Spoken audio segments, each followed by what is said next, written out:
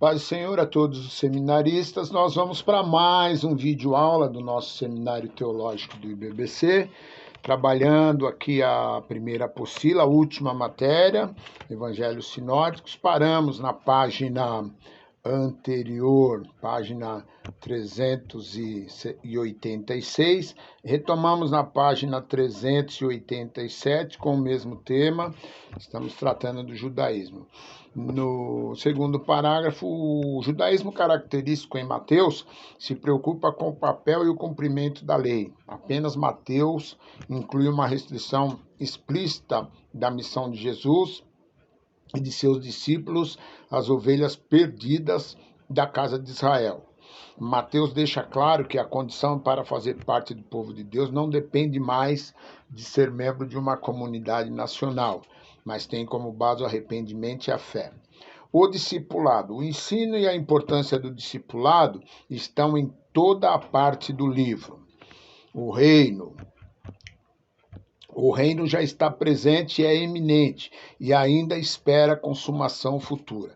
Já está presente, é iminente, e ainda espera a consumação futura. A expressão reino de Deus é usada 5 vezes, enquanto a expressão preferida de Mateus, reino dos céus, é empregada 32 vezes. Essa distinção era feita apenas para evitar o uso do nome de Deus. Mateus usava expressões como o reino, teu reino, o reino de seu pai, o reino de meu pai. No total, referências ao reino chegam a cerca de 50 vezes. As parábolas do reino. As parábolas como método de ensino foram muito utilizadas por Jesus, principalmente em Mateus, onde há um grupo especial de parábolas denominadas de parábolas do reino. A paixão. O tema da paixão é mencionado por Mateus durante seu relato em textos como 9:15, 12:40 e 16:21. O relato da paixão registrado por Mateus é o mais comprido dos sinóticos. Somente Mateus escreveu que Jesus orou uma segunda vez e repetiu a mesma oração pela terceira vez. A estrutura. A teoria mais satisfatória quanto à estrutura de Mateus é que divide em 5 grandes discursos, sendo que cada um dos quais começa num contexto específico e termina com uma fórmula que não é encontrada em outro evangelho. Quando Jesus acabou de proferir essas palavras, Mateus 7, 28 e 29 e 11:1, 13:53, 19:1 e 26:1. Benjamin W. Bacon, pastor congregacional e erudito do Novo Testamento, propôs um esquema interessante onde ele estrutura Mateus em 5 seções de livros. O livro 1 trata do discipulado, o livro 2 do apostolado, o livro 3 do ocular da revelação, o livro 4 da administração da igreja, o livro 5 do juízo, os capítulos 1 e 2 ficam como prólogo e os capítulos 26 e 28 como epílogo. Os 5 maiores discursos em Mateus são considerados sermões, cada um dos quais é uma compilação cuidadosa das palavras de Jesus sobre um tema particular: discipulado, missão, parábola, relacionamento e o futuro. Os 5 grandes discursos ou sermões podem ser classificados da seguinte maneira: 1. Sermão da Montanha, capítulos 5 ao 7. A Comissão dos 12. 2. Comissão dos 12, capítulo 10. 3. As Parábolas do Reino, capítulo 13. 4. Ensinamento sobre a humildade e o perdão, capítulo 18. E 5. Escatologia, capítulos 24 ao 26. Página 389. 389. Página 391, nós entramos agora então no Evangelho de Marcos. O Evangelho de Marcos é o mais antigo, e cerca de 90% dele é reproduzido em Mateus e Lucas. Ele começa a sua narrativa com o que ele denomina de evangelho, do grego evangelion, que significa boas novas. Marcos deixa claro na sua introdução que ele não vai fazer um simples registro histórico, mas que vai apresentar as boas notícias de Jesus ou as boas notícias que Jesus pregou. O termo evangelho não era empregado como o título de um livro, não ocorre antes de Justino, em meados do segundo século. Ele usa esse termo com mais frequência que os demais evangelistas, 8 vezes. Há certa concordância de que o uso do termo evangelho para descrever um gênero literário deriva-se de seu uso no primeiro verso do primeiro capítulo desse evangelho. Autor. O Evangelho não menciona sua autoria, entretanto, a autoria de Marcos nunca foi seriamente posta em dúvida. O testemunho da igreja primitiva é unânime em afirmar que João Marcos escreveu o segundo Evangelho. Evidências externas. Papias, citado por Eusébio, afirma que Marcos foi o intérprete de Pedro, dizendo que ele, Marcos, escreveu acuradamente tudo o que ele se lembrava, sem contudo relatarem ordem ao que era dito, feito pelo Senhor. Justino Martin cita o Evangelho de Marcos como sendo memórias de Pedro. 3. Irineu, na sua obra Contra as Heresias, afirmou: Marcos, o discípulo intérprete de Jesus, também nos ofereceu por escrito aquilo que foi pregado por Pedro. 4. Clemente de Alexandria. Marcos escreveu seu Evangelho da matéria pregada por Pedro. E 5. Tertuliano, Orígenes e Eusébio atribuem o Evangelho a Marcos. Evidências internas, a descrição detalhada do cenáculo onde Jesus e seus discípulos tomaram a Páscoa. Pode indicar que foi a casa da mãe de Marcos. 2. O autor deve ser o jovem que fugiu do jardim. 3. O autor era familiar com Jerusalém e a Palestina. 4. Os pormenores do Evangelho indicam que a fonte do livro foram uma testemunha ocular. 5. O Evangelho de Marcos segue o mesmo esboço geral do sermão de Pedro na casa de Cornélio. 5.1. O homem Marcos. Sua mãe era Maria, que tinha uma casa em Jerusalém. Seu nome completo era João Marcos, hebraico e latim. Foi primo de Barnabé, acompanhou Paulo e Bernabé na primeira viagem missionária. 5. Esteve com Paulo na primeira prisão e provavelmente com Pedro em Roma. 6. Pediu a Timóteo para buscá-lo. Data. Nenhuma data pode ser definida para a composição de Marcos. As informações que temos dos pais da igreja não elucidam o problema. E para se ter uma ideia, Irineu afirmou que o evangelho foi escrito após a morte de Pedro, após o ano 64. Clemente afirmou que foi escrito antes da morte de Pedro. Tem-se atribuído a Marcos datas entre 40 e 70.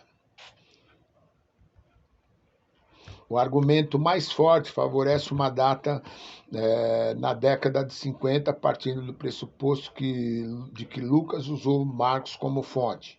Lucas termina a narrativa do livro de Atos com Paulo aguardando julgamento em Roma, e isso deve ter sido em começo do ano 61.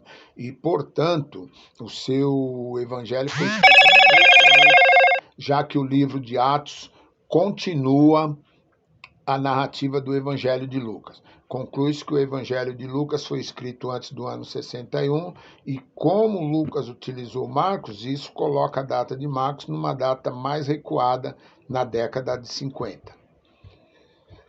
Local. O historiador Eusébio informa que Irineu e Clemente de Alexandria concordam com a opinião de que o Evangelho de Marcos foi escrito em Roma. Alguns argumentos apresentados para uma origem romana desse livro são as seguintes: grande número de latinismo, a referência de Alexandre Rufo, o público aparentemente gentílico, a informação de 1 Pedro 5,3, que localiza Marcos em Roma, junto com Pedro nos anos 60, a associação de um centro importante do começo do cristianismo.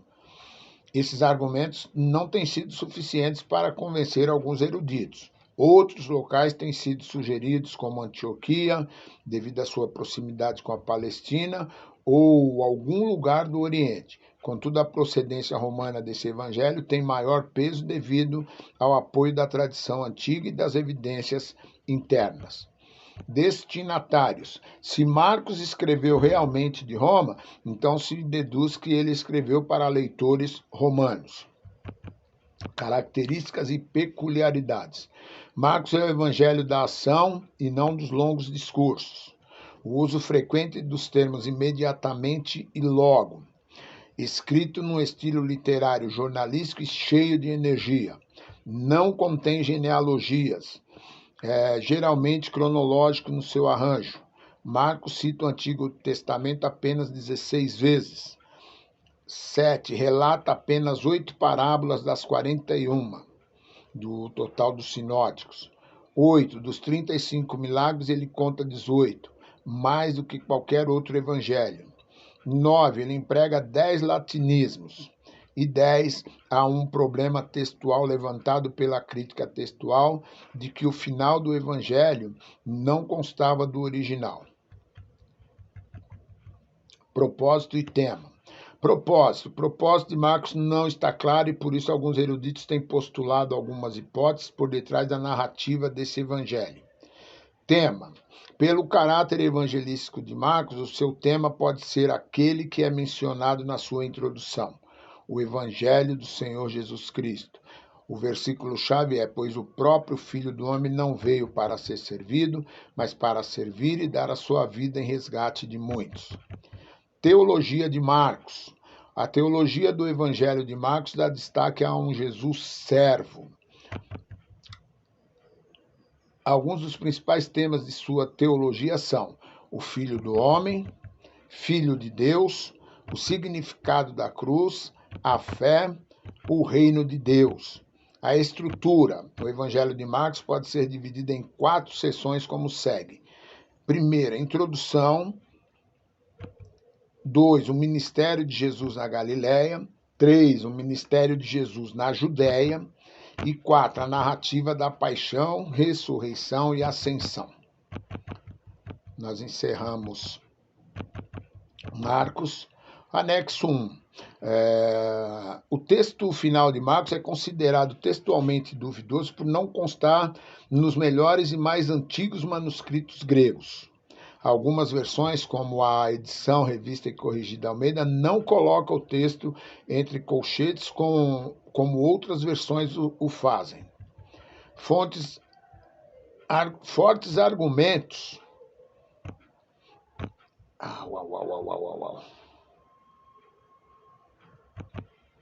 Vamos lá.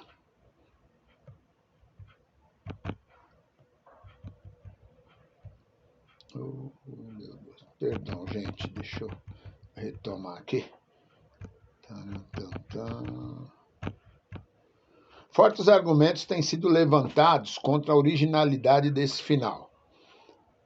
Vamos aos argumentos. Os manuscritos vaticanos, sinaítico, o vocabulário deste final difere do resto do livro. O verso 9 tenta explicar quem é Maria Madalena, que é estranho, já que ela é mencionada no versículo 1 do mesmo capítulo.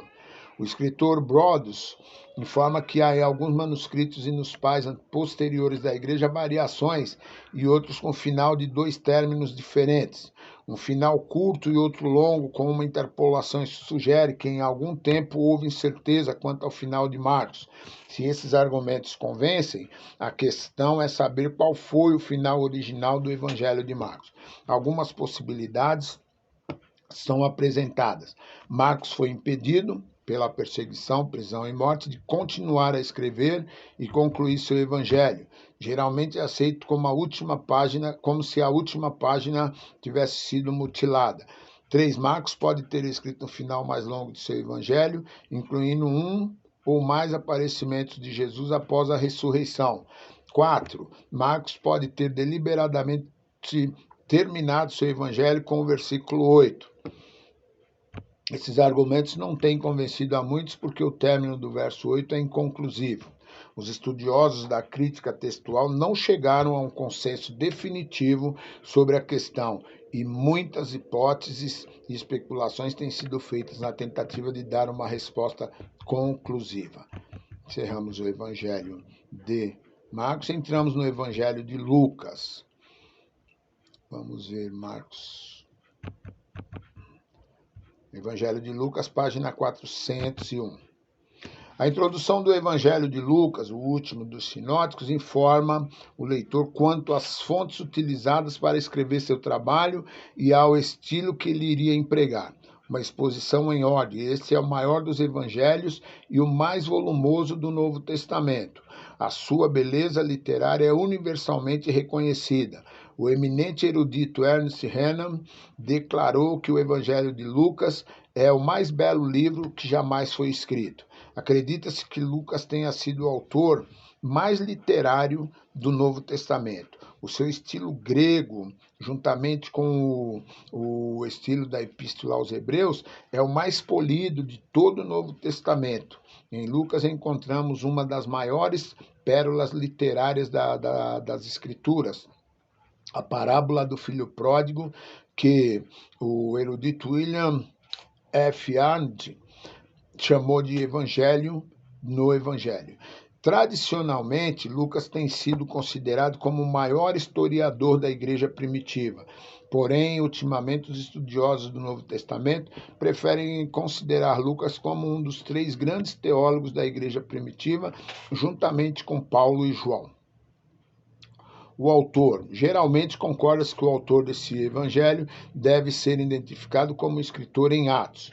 Em Atos 1, o autor refere-se a Teófilo e ao primeiro livro, que significa que Atos é o segundo volume de uma obra de 2 volumes.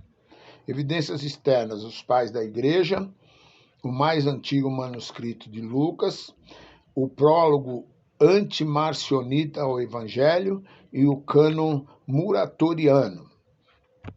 Evidências externas. Evidências internas. A evidência interna considera a autoria dos livros Atos e Lucas. Sendo assim, nota-se o seguinte: há 4 textos em Atos que empregam o pronome nós. O estilo literário e o vocabulário dos 2 livros indicam que o autor de ambos seria o mesmo. O homem Lucas, seu nome é de origem grega. Loukas, que significa iluminador. Era um nome comum entre os romanos. Lucas provavelmente era grego. Tal como seu estilo de escrita indica, Paulo chama de médico amado. Era um homem de grande habilidade como historiador. Há muitas lendas sobre Lucas. Alguns afirmam que ele era um dos 70 discípulos de Jesus, um dos discípulos no caminho de Emaús, já que só ele registra esse episódio. Um pintor, devido às suas descrições do Evangelho. O autor da carta aos Hebreus. Um irmão de Tito, também grego. E o escravo médico do rico Teófilo, que foi libertado quando Teófilo se converteu. A data do Evangelho. A data do Evangelho está diretamente ligada à data da escrita de Atos e também a Marcos, que supostamente tenha sido uma das fontes de Lucas. O livro de Atos termina com a prisão de Paulo em Roma por volta do ano 61, 62, e como o Evangelho foi escrito antes do livro de Atos, isso implica que o Evangelho pode ser datado anterior a esse período. Outros argumentos relevantes que favorecem essa hipótese são: o livro de Atos termina com a prisão de Paulo. Se Lucas soubesse da liberdade e o martírio do apóstolo, provavelmente o teria mencionado. Lucas nota o cumprimento da profecia de Ágabo, mas não a profecia de Jesus sobre a queda de Jerusalém. 3. Atos não menciona a perseguição por Nero. E 4. As epístolas não são mencionadas em Atos. Alguns eminentes eruditos, como F.F. Bruce e Pearson Parker, datam o Evangelho de Lucas entre 61 e 63. Outros, entretanto, têm defendido uma data mais recente, entre 95 e 105, com base na hipótese de que Lucas teria usado as antiguidades de José.